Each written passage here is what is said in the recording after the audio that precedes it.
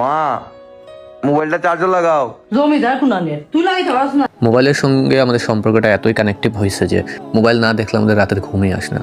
So এরকম হয় কি, যখন আমরা মোবাইল দেখতে দেখতে ঘুমায় পড়ি তখন কিন্তু আমরা মাকে বলে রাখি যে সকালে তুমি যদি উঠো মোবাইলটা চার্জে দিয়ে দিও, এরকম বলি।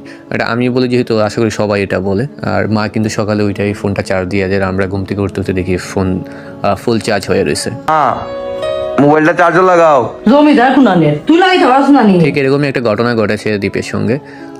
দীপ যখন বাসায় থাকতো, দেশে থাকতো, তখন সেম টু সেম মাসিমাকে বলতো যে ফোনটা সকালে চার্জে দিয়ে রাখিও। কিন্তু দীপ যখন মালয়েশিয়াতে গেছিলো, সেই যে প্রতিদিন মাসিমাকে বলতো ফোন চার্জ দেওয়ার কথা, চার্জ থেকে খোলার কথা, সেই বিষয়টা সে মিস করছে মালয়েশিয়াতে গিয়েও। আমি তুই শিখে দেশের বাইরে, এখন আর মোবাইল মানে চার্জ দেওয়ার কথা মনে থাকে না, খোলার কথা মনে থাকে না। আগে যখন বাসার থাকতে মোবাইল চার্জ হয়ে যেত, মায়ে মোবাইল চার্জ থেকে খুলতা, মোবাইল চার্জের দরকার থাকতো, সকালে ঘুম থেকে উঠার পরে মারে কইতাম, অনেকদিন কইতাম, অনেকদিন হল হতো না, মাইনে মোবাইল চার্জও লাগাইতা, চার্জ থেকে খুলতা, এভরিথিং। আর এখন মনে থাকে না কোনো কিছু, এগুলা মোবাইল কোন সময় চার্জও লাগাইতাম। ওই যে নাইলে ওখান বাজে কটা 2টা 2 বাজে, মোবাইলের চার্জ আছে 24%। এটা যদি বাংলাদেশ হইতো তাহলে 2টা 2ও মোবাইলের চার্জ থাকলে 100%, কারণ মায়ের মোবাইলটা চার্জ লাগাই লাগে। সেটাই সে তার এই ভিডিওতে তুলে ধরছে। মা মোবাইলটা চার্জে লাগাও।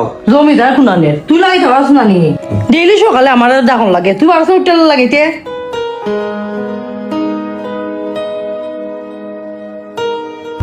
ইয়া মা, তোমার রেগুলার খোয়া লাগেনি, মা মোবাইলটা চার্জও লাগাই।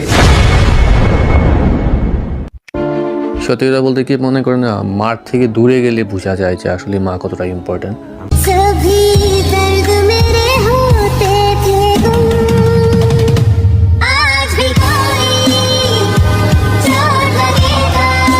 এই দুনিয়ায় মায়ের মতো আপন আর কেউ নাই। 22-23টা বছর তো কাটাই নিলাম, দেখি লাইছি দিন শেষে মা ছাড়া আর সাথে কেউ থাকে না।